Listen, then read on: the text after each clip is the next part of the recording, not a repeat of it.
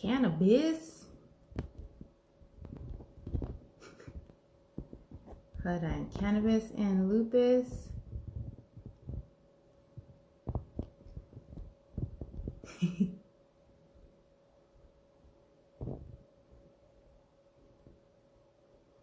How are you guys? I'm gonna pull Jane in if she's on here. Hi, sis.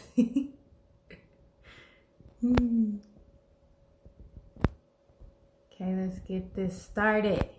Trying to pin this comment. Of course, nothing wants to work. So, from what I hear, my sister told me that Instagram was having a problem with doing a split screen live with two people. So, I have Facebook going on, Facebook Live. Hi, Facebook Live. And I also have Instagram. So, hopefully, I can make sure that we somehow get one of these things going. So I'm really excited because I have Jane from the Bay that's going to join us today. And, you know, this is just kind of our time to get together and connect and speak about, focus on something other than what's going on in the crazy world. So let me see if I can get Jane on here.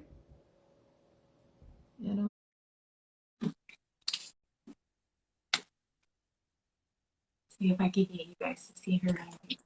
Oh, we did it. Okay, cool. Hi, everyone. Hi, Jane. Hi. I just wanted to let you guys know we have also Salty joining us. Hi, everyone. So cute. Okay. Oh, there we go. Sorry. I have like a little stand that I created right here, so hopefully it holds up. Should we get started now, Kim? Yeah. Okay. Well, we just wanted to welcome everyone for joining us today.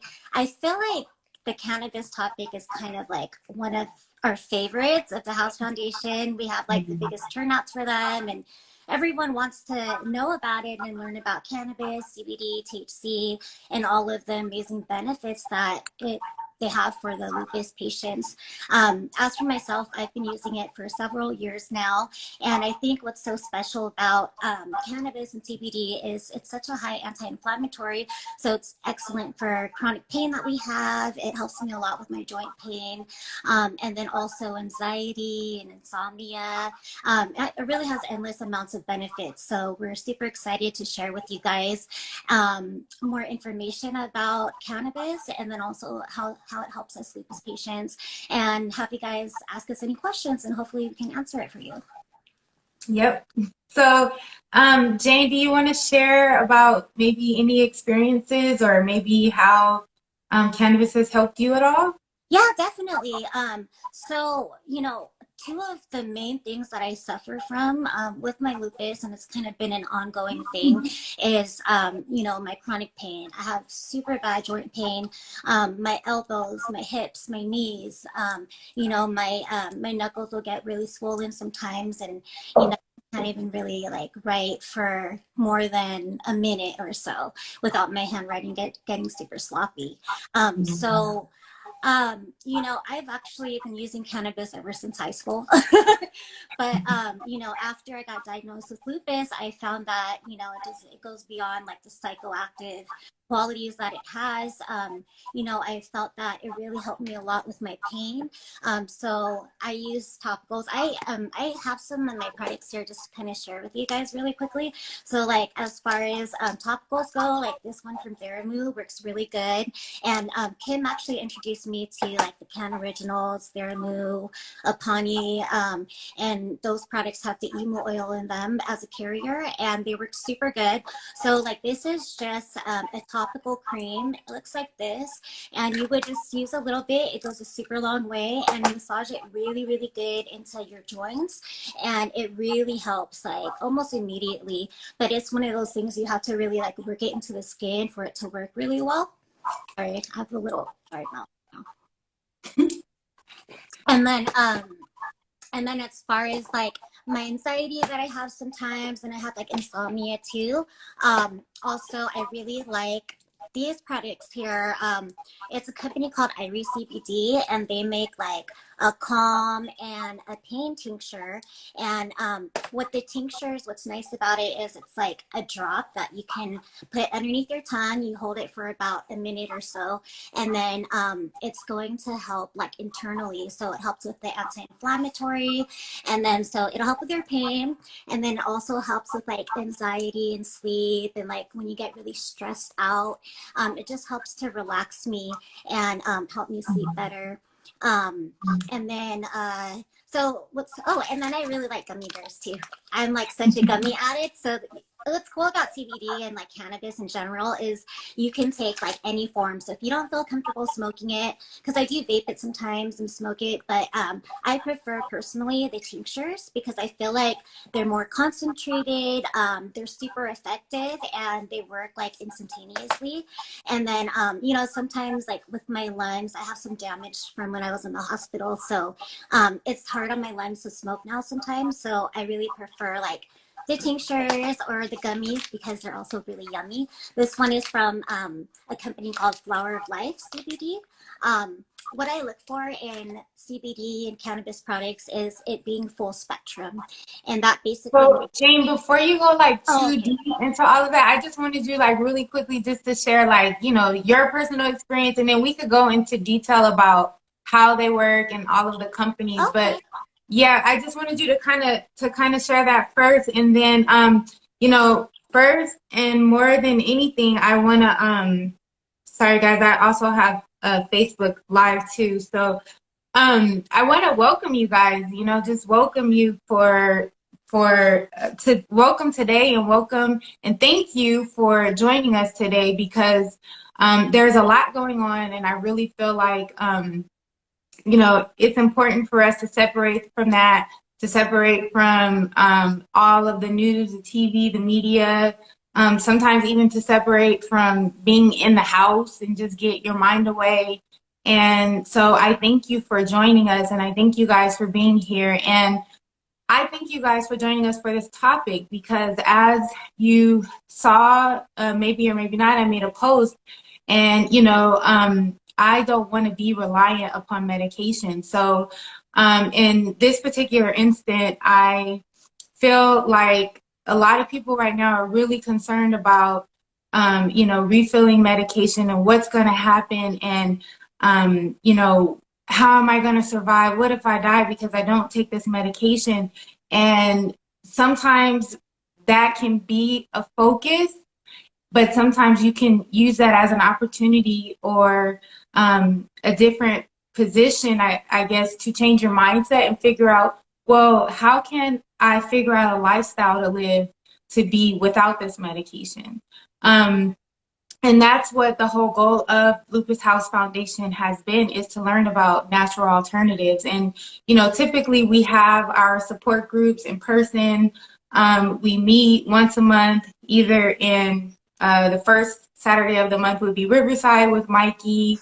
The second Saturday of the month would be Rancho Cucamonga with me, or the third Saturday used to be Hayward, but now is Alameda with Jane and her cute little puppy. But because of, you guys know, everything that's going on with us having to be quarantined, and I hope that you guys are taking extra precaution with being quarantined, washing your hands, not touching your face, and all of that. I want to keep us still connected, but allow us to join and, you know, get together through this technology, through social media, through Instagram, Facebook, and things like that. So that's normally how our support groups are run. But until we're given further notice, hopefully we'll be able to meet you at least once a month here, and share concerns, talk about things. And just as we do in our support groups, we like to focus on a specific topic. And so this specific topic happens to be cannabis. And what's super cool is that today is actually 4/4/2020. So after I thought about it, I was like, oh, we should have had the call start at 4:20, but it's kind of doing a lot. But so it once again fell into alignment. So there's a Tracy Nicole Wilson who says, "Hey Jane" on Facebook. Okay, hey. Hey, She says, Tracy, how are hey. you? So today is 4/4/2020. And since that is the case, we're talking about cannabis and lupus. And I'm hoping that we can wrap this up and be done by 2. That is the goal, because I know at 2 o'clock, since we started at 1, Instagram will probably cut this off.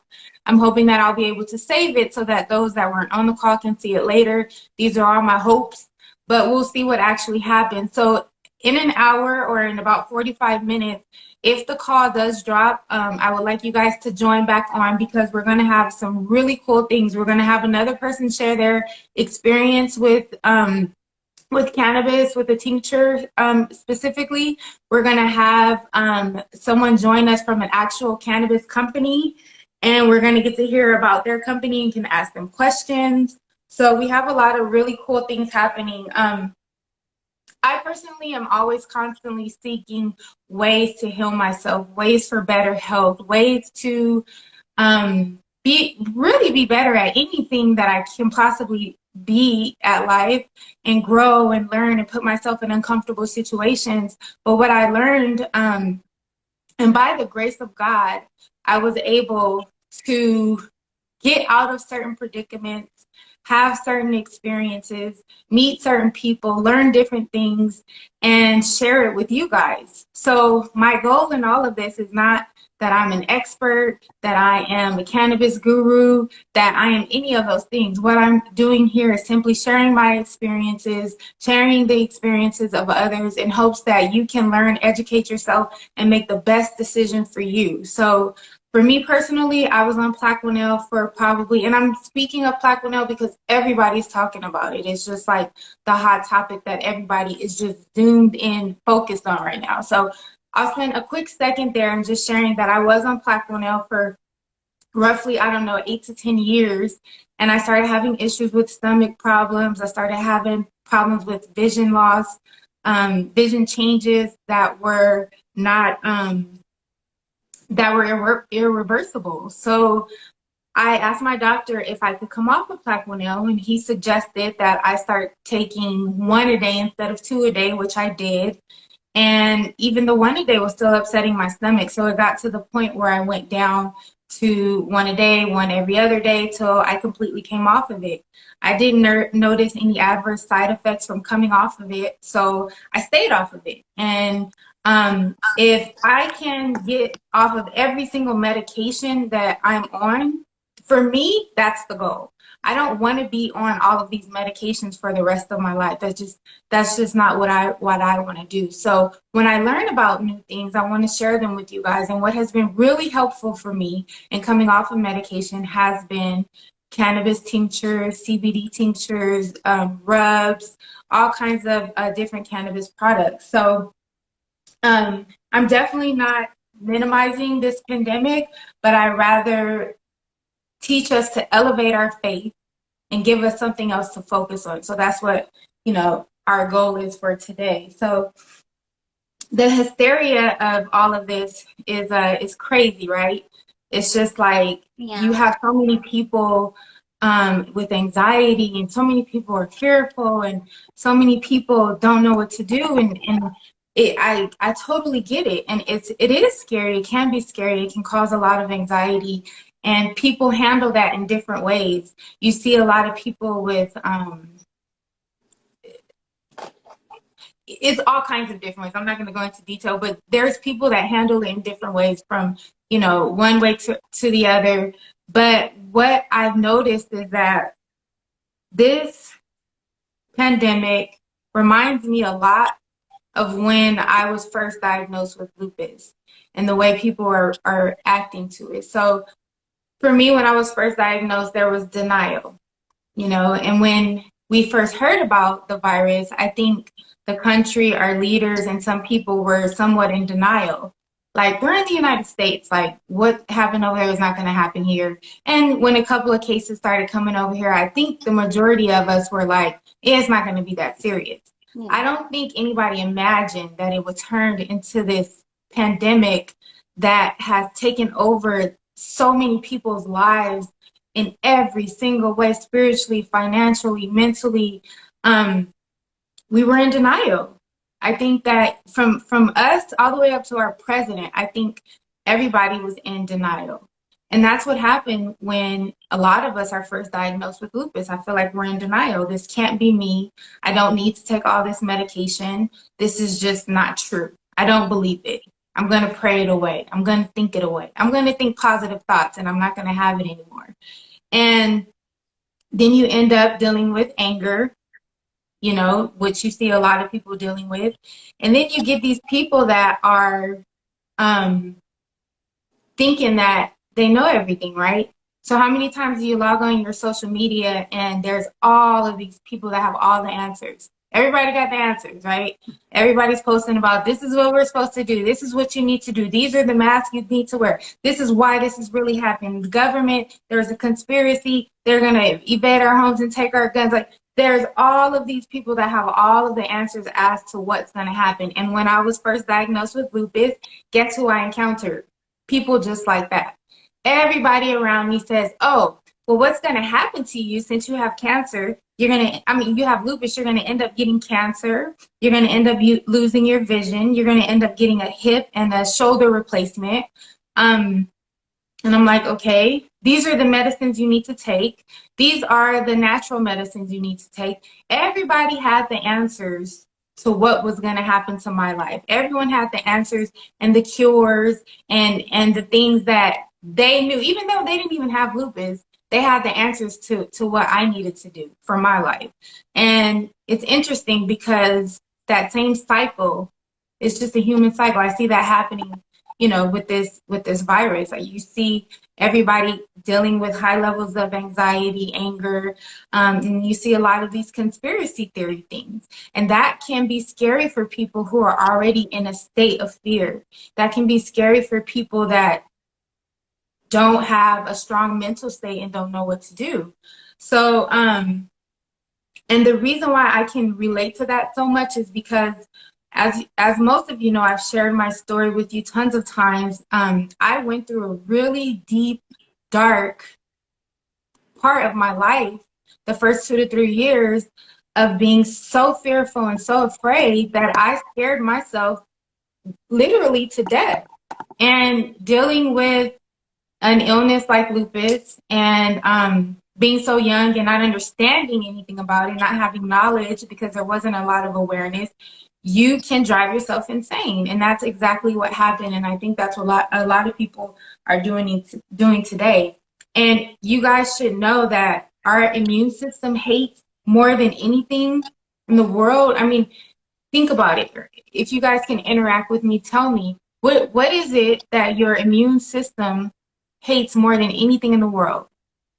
Stress. Stress? Definitely. Stress, like any like changes in the weather or diet or like basically any abnormal changes that are negative. Yeah. So your immune system, our immune system, anybody's immune system, not even necessarily people with lupus, more than anything hates fear. Okay? Fear weakens your immune system. So if we're living in a fearful state, as I was when I was first diagnosed, I made myself sick because I was so fearful. And I was fearful every single day that I was going to die. And because that was my focus, that was all I could focus on, was that I'm going to die. I lost my appetite. I was high anxiety. I was taking high dosages of prednisone. So you guys know how steroids affect your anxiety levels. And it was just a downward spiral for me. And, you know, I hope that society comes to terms with, we have no control over what's to come. All we can do at this point is prepare and just hope for the best and stay in that state of mind of hoping for the best and being positive. So no one can ever be immune to all things. So there's people out there that are thinking that, oh, you know, lupus won't affect me, cancer won't affect me, AIDS won't affect me. And now there's something going around that can affect anybody, from old, young, race, religion, any of that is irrelevant.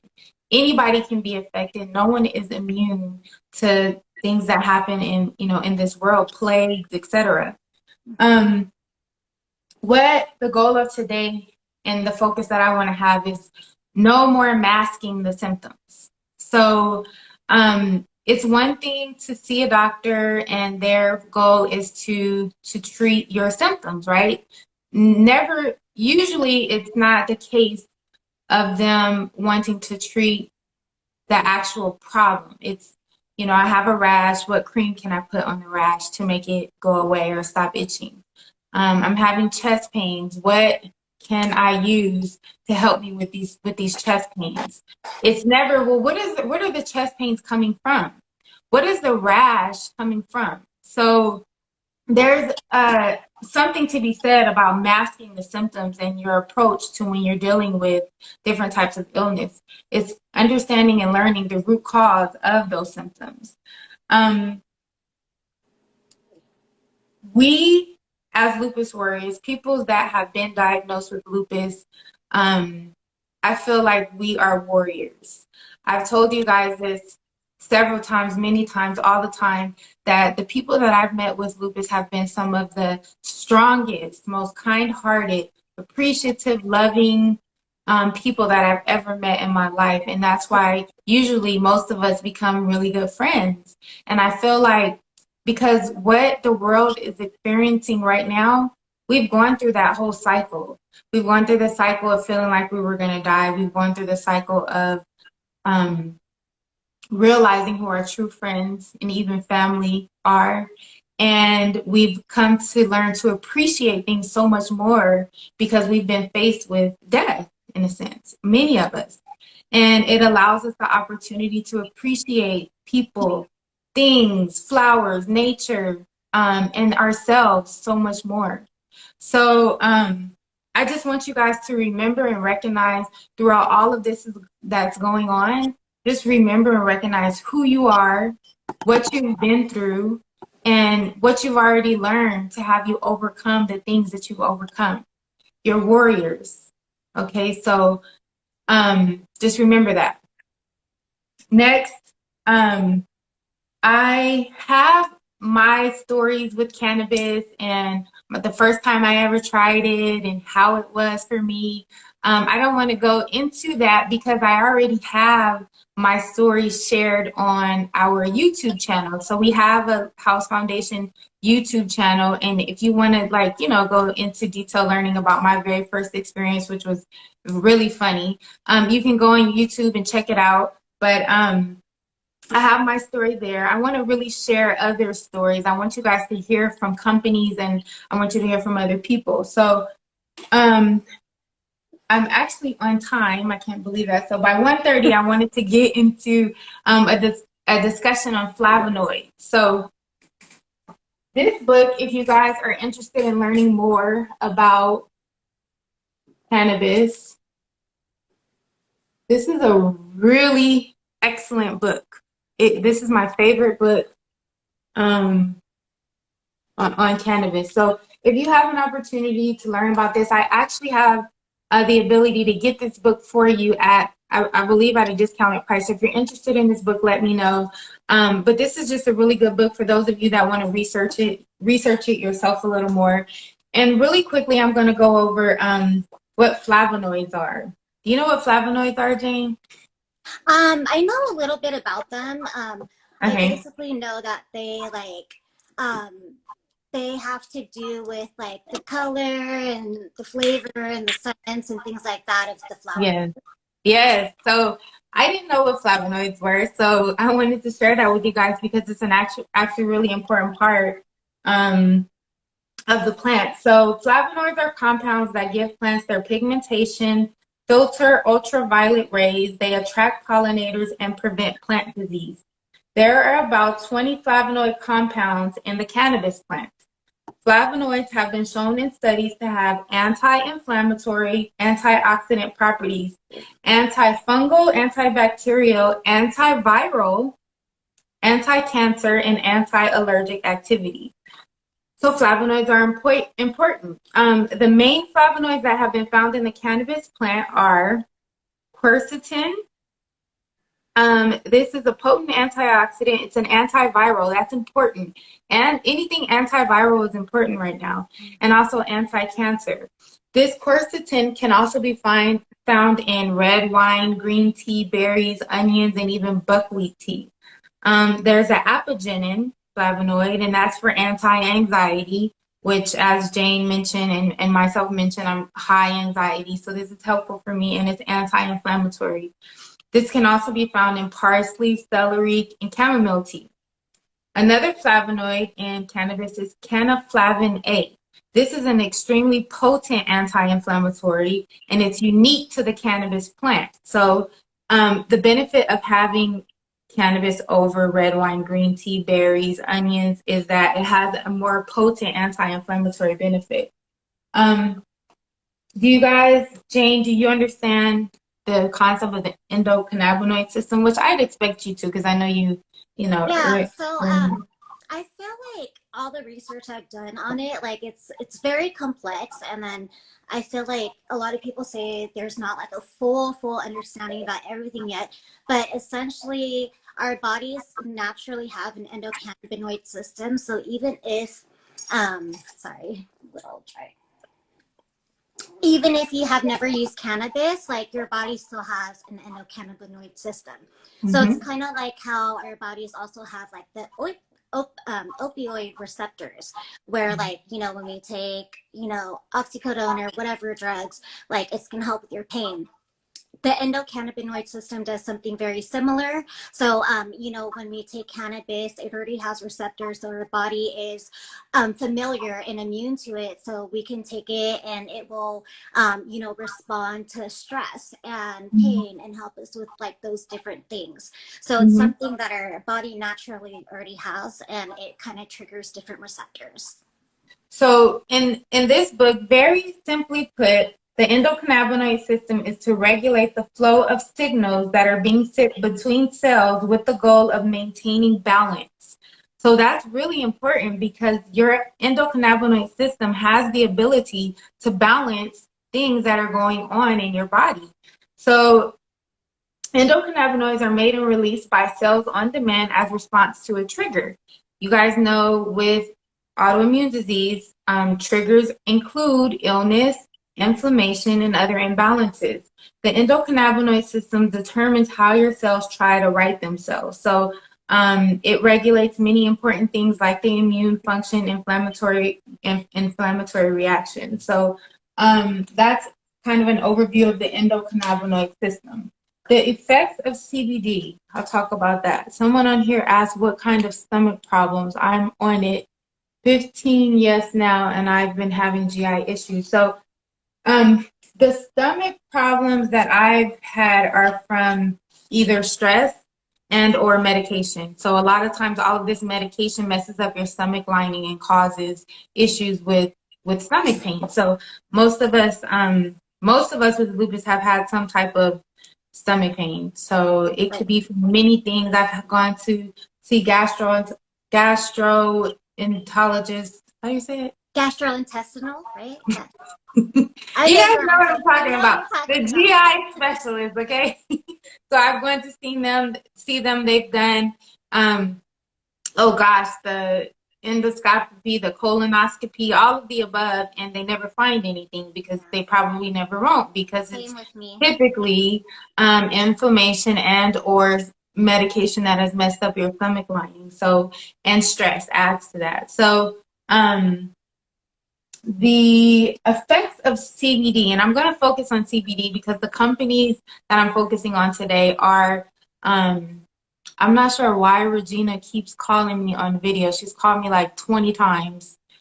I don't know if anybody can contact her and tell her I can't answer the phone right now, but Regina Patterson keeps calling me on video. So the effects of CBD, cannabidiol is the second most prominent cannabinoid in the plant.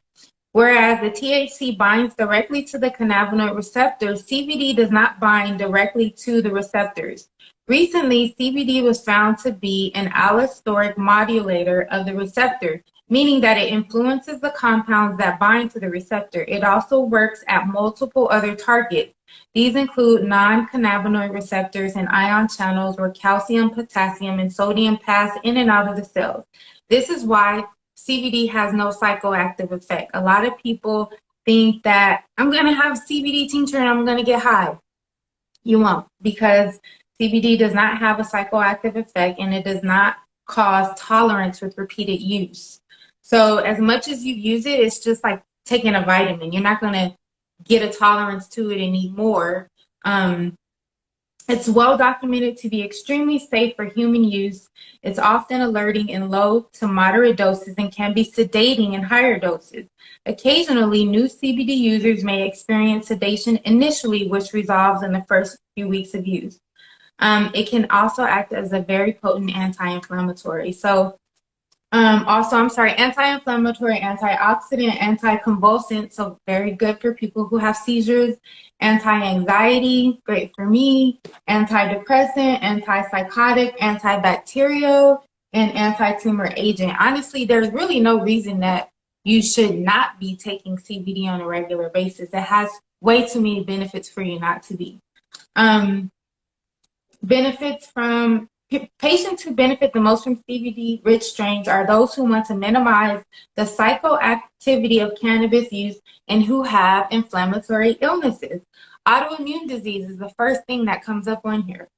Epilepsy, cancer, gastrointestinal disorders, anxiety, and or depression and psychosis. So, like I said, there's really no reason that you should not be using CBD on a regular basis. So, Jane mentioned at the beginning of the call, there's so many ways. That was one thing that I had to learn, is the multitude of ways that cannabis can be used. So,